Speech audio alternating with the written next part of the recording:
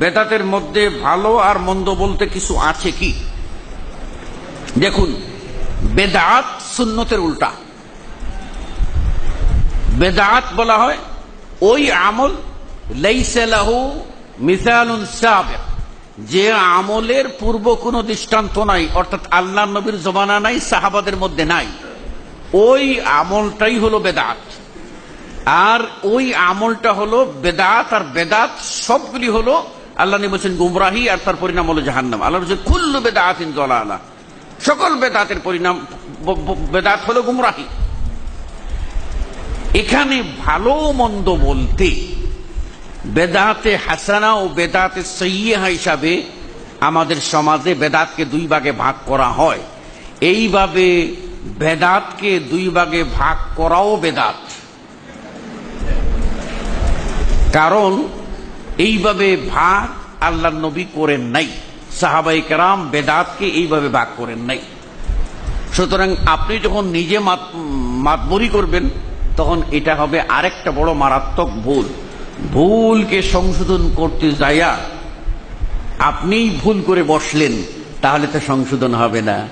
ভুল বানান নিয়ে বিতর্ক, একদল বলছে ভ দীর্ঘকার লো ভুল, তাহলে তো অ্যাকুরেট উচ্চারণ হবে ভুল।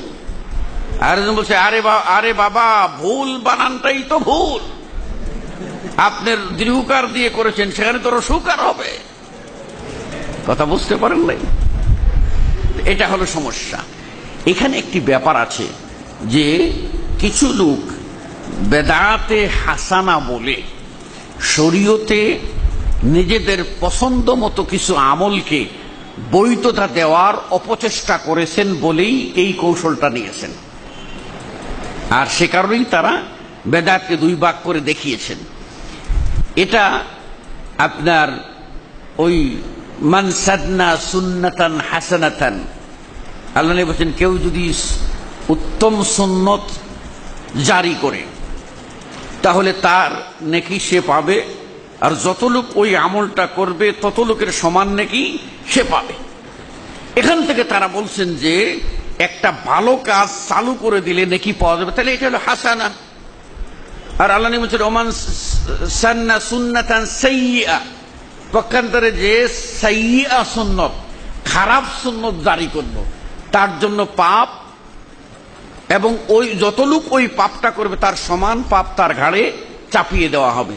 সেখান থেকে তারা বললেন তাহলে তো সুন্নত হাসানাও হয়, সুন্নত সাইয়্যিআও হয়, তাহলে আমরা বেদাতকে হাসানা ও সাইয়্যিআ বলে একটু শিথিল করে দিয়ে কিছু কাজকে ইসলামের মধ্যে নতুন করে ঢুকানো যায় কি না, এইভাবে হাসানা ও সাইয়্যিআর বিভাজন করা হয়েছে।